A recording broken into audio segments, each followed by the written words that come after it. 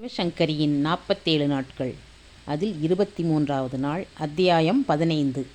Lucy என் பெண்டாட்டி என்று குமார் வெளிப்படையாகச் சொன்னதை கேட்டபோது விசாலிக்கு வேதனையுடன் ஏமாற்றப்பட்டு விட்டோம் என்ற ஆத்திரமும் எழுந்தது. ஆறுதல் சொல்லக்கூட கிட்டத்தில் அம்மா, சந்துரு அண்ணா ஒருத்தரும் இல்லை. தான் அனாதையாய் மாட்டிக்கொண்டு விட்டோம் என்ற கோபம். தரையில் மண்டியிட்டு அழுதவளுக்கு குமார் நெருங்கி தொட்டதால் ஆத்திரம் அதிகமானது. அவன் அவளை கீழே விட்டு தனியாக சென்றதும் கதவை தாளிட்டு கொண்டு அழுது தீர்த்தாள். அம்மா, நான் என்ன பண்ணுவேன்? ஐயோ சந்துருண்ணா, கண்காணாத தேசத்தில் தங்கையை கட்டி கொடுக்கப்படாதுன்னு முதல்லையே முட்டிண்டையே, யாருமே கேட்கலையே. இவர் என்னை ஏமாத்திட்டாரே. முதல் பெண்டாட்டியை வச்சுண்டு என்னை கல்யாணம் பண்ணின்னு இருக்காரே. கடவுளே, நான் யாருக்கு என்ன கெடுதல் பண்ணினேன்? விசாலி நெஞ்சு வலிக்க அழுதாள்.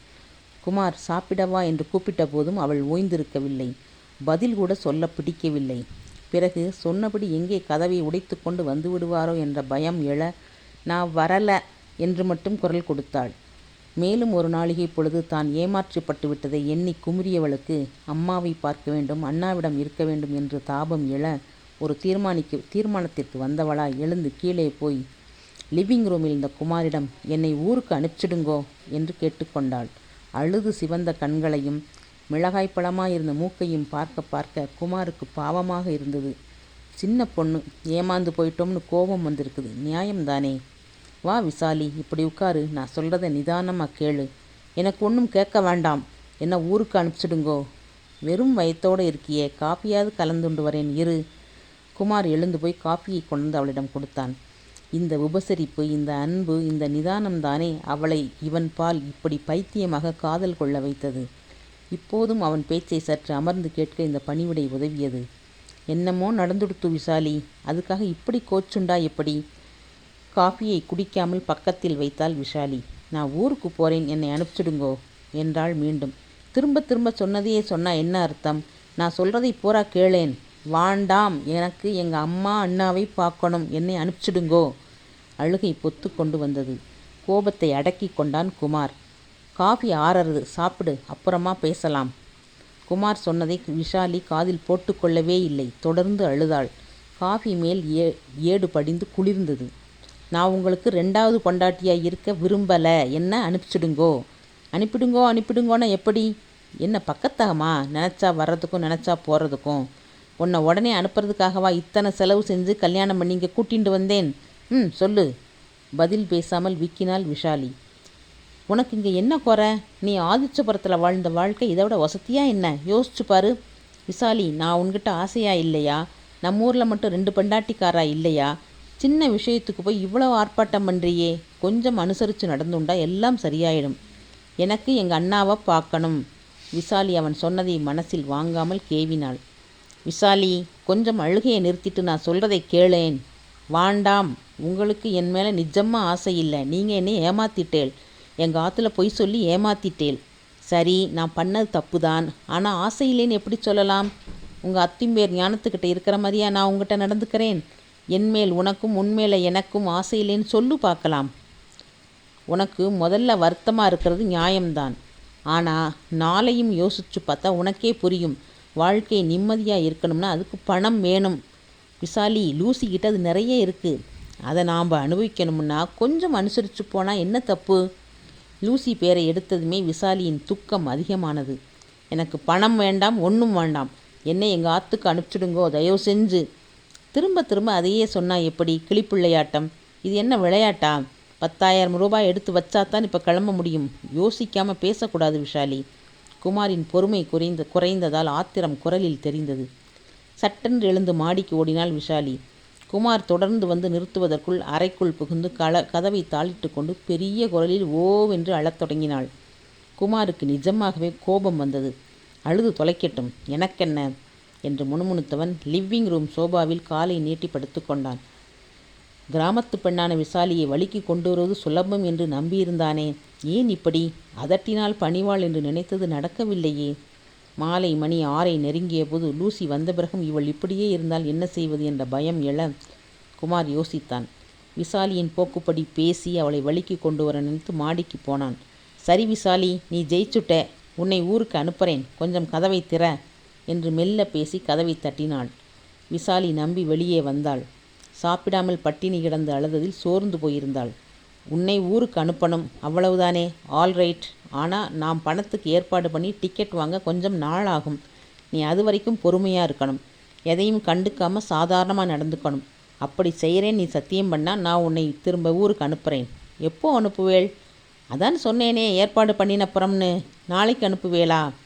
கஷ்டம், முயற்சி பண்ணுறேன். நீ ஒழுங்காக இருந்தால் சுருக்க அனுப்பிச்சுடுவேன். சத்தியமா? நீ ஒழுங்காக இருக்கேன்னு சத்தியம் பண்ணு முதல்ல. நான் இருக்கேன், நீங்கள் நாளைக்கே என்னை அனுப்பணும். பொங்கி வந்த ஆத்திரத்தை முழுங்கினான் குமார். இப்போதைக்கு இவள் சமாதானமானால் சரி. நாளைக்கு லூசி வேலைக்கு போனபின் இவளை மீண்டும் சமாதானப்படுத்த முயற்சிக்கலாம். பால் ஒரு டம்ளர் குடித்துவிட்டு முகம் அலம்பி தயாரானாள் விசாலி. உனக்கு தலைவலின்னு சொல்கிறேன். லூசி வந்ததும் 2 நிமிஷம் இருந்துட்டு மாடிக்கு போயிடு. லூசி வந்தாள். கட்டிப்பிடித்தல், முத்தம் எல்லாம் ஆயிற்று. விசாலிக்கு தலைவலி ப்ளஸ் ஹோம் சிக்னஸ் என்றான் குமார். கிட்டத்தில் வந்து தொட்டு பார்த்தாள் லூசி. ஏதாவது சாப்பிட்டு விட்டு படித்துக்கொள் என்று பரிவுடன் சொன்னாள். கையோடு கொண்டு வந்த கொத்து ரோஜா, கிரிசாந்தமம் மலர்களை அவளிடம் கொடுத்து, நேற்று இரவு பேஸ்மெண்ட்டில் இருக்கும் சுவாமி படத்தை பார்த்தேன். பூ இல்லை என்று நீ வருத்தப்பட்டதாக குமார் சொன்னான். வரும் வழியில் பூக்கடையில் வாங்கினேன். போதுமா வைஷாலி? விசாலிக்கு குமார் மொழிபெயர்த்து சொன்னான். தான் ஏமாற்றப்பட்டு விட்டோம் என்ற பச்சாதாபத்தில் அமுங்கி கிடந்தவளுக்கு லூசி பூ வாங்கி வந்தது பெரிசாய் தோன்றவில்லை. வாங்கிக்கோ சிரி, நன்றி சொல்கிற மாதிரி. வாங்கி கொண்டாள். மெல்ல நடந்து மாடிக்கு போய்விட்டாள். தூக்கம் வரவில்லை.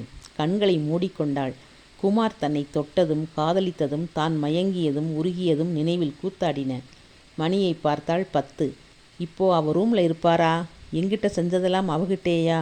இவர் ஏன் என்னை ஏமாத்திட்டார்? எத்தனை ஆசை, எத்தனை அன்பு, அத்தனையும் பொய்யா? நினைக்க நினைக்க அவளின் துக்கம் தாங்க மாட்டாமல் போயிற்று. நாளைக்கு ஊருக்கு அனுப்பிவிடுவாரா? நம்பலாமா? டிக்கெட் கிடைக்குமா? எனக்கு தனியாக போக தெரியுமா? மேஜை மேல் இருந்த பூக்களின் சுகந்தமனம் நெடியேற திரும்பி பார்த்தாள். எத்தனை அழகான ரோஜா! இதெல்லாம் நிஜம்தானா, இல்லை மெழுகில் பண்ணதா? வாசனை வரதே. இந்த ஊரில் எது நிஜம் எது பொய்ன்னு புரிஞ்சுக்கவே ரொம்ப கஷ்டப்படணுமோ? ஆமாம், இந்த லூசி என்னத்துக்காக இத்தனை பூ வாங்கிட்டு வரணும்? அவள் முகம் என்கிட்ட பேசுகிறப்ப வெகுளித்தனமாக இருக்கே. நான் தங்கைன்னு தானே நினச்சுட்டுருக்கா. நிஜம் தெரிஞ்சதுன்னா என்ன பண்ணுவா? இல்லை அவளும் இவரோடு சேர்ந்துண்டு நாடகம் ஆடுறாளா? அறையின் வாசலில் பேச்சு குரல் கேட்டது. பிறகு கதவு திறந்தது. தூங்காமல் மொட்டு மொட்டென்று கலங்கிய கண்களுடன் விசாலி இருப்பதைக் கண்டு கிட்டத்தில் வந்து உட்கார்ந்தாள் லூசி. தலைமயிரை கோதினாள். நெற்றி பொட்டில் மெல்ல அமுக்கிவிட்டாள். Does it pain so much? You should not be so homesick. Dear, everything will be all right. Please try to understand. சின்ன குரலில் அன்புடன் அவள் பேசவும், ஐயோ இவன் அல்லவதான் நாடகமாடலை. என் மனசு வேதனையில் இவளக்கூட தப்பாக நினைக்கிறேனே என்று எண்ணியதால் விசாலியின் கண்களிலிருந்து நீர் பெருகி கன்னத்தில் வழிந்தது. Relax Vishali, I understand your feelings. எழுந்து வெளியே போன லூசி 1 நிமிஷத்துக்கெல்லாம் மறுபடி வந்தாள். தலைவலி மாத்திரை, ஒரு ட்ராங்குலைசர் மாத்திரையை அவள் கையில் கொடுத்தாள். குமாரிடம், please get her glass of hot milk என்று பணித்தாள். சூடாக பால் வந்தது. பாலோடு மாத்திரைகளை விழுங்கச் செய்தாள். அவள் கண்ணீரை துடைத்து, lie down dear, you will be all right என்று படுக்க வைத்தாள். குனிந்து கன்னத்தில் முத்தமிட்டு போர்த்தின பின் விளக்கை அணைத்து குமாருடன் வெளியே வந்து கதவை சாத்தினாள். தன் படுக்கையறைக்கு போய் குளித்து நைட் கவுன் போட்டுக்கொண்டவள் ஆடும் நாற்காலியில் யோசனையுடன் அமர்ந்திருந்த குமாரிடம் வந்தாள்.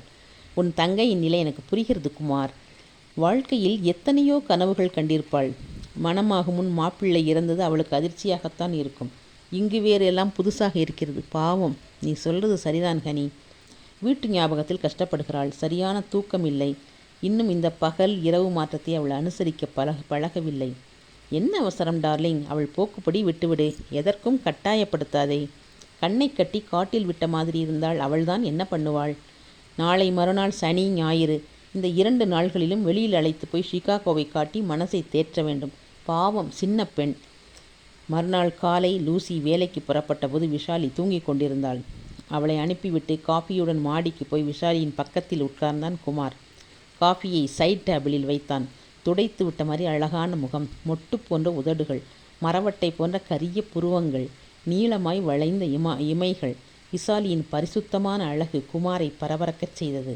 இந்த அழகை கண்டு அனுபவிக்காமல் விட்டால் எப்படி? குடிந்து அவள் இமைகளை முத்தமிட்டு அவளை வாரி மடியில் கிடத்தி கொண்டான். தூக்க மாத்திரையின் பலன் முழுசாய் இன்னும் அகலவில்லை. கண்களை சற்றே பிரித்து பார்த்தாள் விஷாலி. குமாரின் அன்பான முகம் தெரிய முதல் நாள் நடந்தது மறந்து போக அவனை பார்த்து புன்னகைத்தாள். மறுகணம் அவன் தன்னை ஏமாற்றியது நினைவுக்கு வர தடக்கென்று எழுந்து உட்கார்ந்தாள். காஃபியை அவளிடம் நீட்டினான். பல்த்தை காட்ட பரவாயில்ல, தலைவலி தேவலையா விஷாலி, நன்னா தூங்கினியா என்று பரிவோடு விசாரித்தான். ராத்திரி குமாரும் சரியாக தூங்கவில்லை என்பது அவனின் ஜிவுஜூத்த முகத்திலிருந்து தெரிந்தது. என்னை ஏமாத்திட்டு தானும் எதுக்காக இப்படி அவஸ்தப்படணும்? கொஞ்ச நாளிகைக்கு ஒருத்தரும் பேசவில்லை. பிறகு தான் ஏற்கனவே திட்டமிட்டிருந்த திணிசில் குமார் பேசினான். நான் உங்ககிட்ட நிறைய பேசணும் விஷாலி, பொறுமையாக கேளு. நான் லூசியை ஆசைப்பட்டு கல்யாணம் பண்ணிக்கல, அசம்பாவிதமாக அப்படி நடந்துடுத்து. என்னமோ வாழ்ந்துட்டுருக்கேன். என் திட்டம் என்னன்னா, இன்னும் 1 வருஷம் இங்கே பல்ல கடிச்சுண்டு இருந்துட்டா என்கிட்ட கணிசமாக பணம் சேர்ந்துடும். அப்புறமா நாம் இந்தியாவுக்கு போய் நீ இஷ்டப்பட்ட தினசில் இருக்கலாம். அது வரைக்கும் கொஞ்சம் பொறுமையாக இருந்தால் நம்ம 2 பேருக்கும் நல்லது. நீ எனக்கு மனைவியாக வந்தப்புறம்தான் நான் நிஜமான சந்தோஷத்தை அனுபவிச்சுட்டுருக்கேன். நீ புரிஞ்சுண்டா சரி. துக்கமாக முகத்தை வைத்து கொண்டு பேசும் கணவனை பார்த்தால் விஷாலி. 1 வருஷத்தில் இந்த லூசியை விட்டுண்டு என்னோட வந்துடுறேங்கிறாரே, இது சாத்தியமா? நடக்குமா? என் மேலே நிஜமாக அத்தனை அன்பு உண்டா? 1 வருஷம் ஏன் காத்துட்டு இருக்கணும்? நாம் இப்போவே புறப்பட்டு ஊருக்கு போயிடலாம். சந்தோஷங்கிறது நம்ம மனசில் இருக்குது, பணத்துலையா இருக்குது? நீ சின்ன பொண்ணு விஷாலி, உனக்கு புரியாது. சௌகரியங்களோட வாழ பணம் வேணும். எனக்கு சௌகரியம் வேண்டாம். இத்தனை வருஷமாக எந்த சௌகரியத்தோடு நான் ஆதிச்சபுரத்தில் இருந்தேன்? மனசில் சந்தோஷத்தோடு தானே வாழ்ந்தேன். கொஞ்சம் பொறுத்துக்கோ விஷாலி, உனக்கே நான் சொல்கிறது புரியும். நீங்கள் நடக்கிற விஷயமா பேசுகிறதா எனக்கு தோணலை. இவளை விட்டுட்டு நீங்கள் எப்படி வருவேள்? இந்த ஊரில் விவாகரத்து பண்ணுறது ரொம்ப சுலபம். மனசுக்கு பிடிக்கலைன்னா சரி. லூசியிடம் குமார் பழகும் விதத்தை 2 நாள்களை விசாலிதான் பார்க்கிறாளே. என்ன கட்டல், என்ன கொஞ்சல். அவளுக்கு பரிந்து பரிந்து குமார் உபசரிப்பதும் அவள் கண்களில் காதலை தேக்கி கொண்டு குமாரிடம் பேசுவதும் விசாலிக்கு புரிகிறதே. எந்த காரணத்தை சொல்லி குமார் அவளை விடுவான்? ஏதோ வாழ்ந்துட்டுருக்கேன்னு சொல்கிறாரே. அப்போது லூசி பிள்ளையான் இருக்கிறது எப்படி? இவ சந்தோஷமாகத்தான் வாழ்ந்துட்டுருக்கா. இவர் சொல்கிறதெல்லாம் பொய். என்னை மறுபடி ஏமாற்ற பார்க்கிறார். விசாலி தனக்குத்தானே யோசனை பண்ணினாள். முடிவில், நீங்கள் என்ன வேணால் பண்ணிக்கோங்கோ, ஆனால் என்னை மட்டும் இன்னிக்கே ஊருக்கு அனுப்பிச்சிடுங்கோ. நான் இங்கே இருக்க விரும்பலை என்றாள் தீர்மானமான குரலில். முதல் நாள் அழுத அழுகையில் அவளுக்கு இப்போது கண்ணீர் வரவில்லை. தவிர லூசிக்கு விஷயம் தெரியாமல் இருக்க குமார் பாடுபடுகிறான் என்ற நினைப்பும் தந்த தைரியத்தில் தான் எண்ணியதை பேசினாள். அடுத்த பாகத்தை அடுத்த அத்தியாயத்தில் தொடர்ந்து படிப்போம்.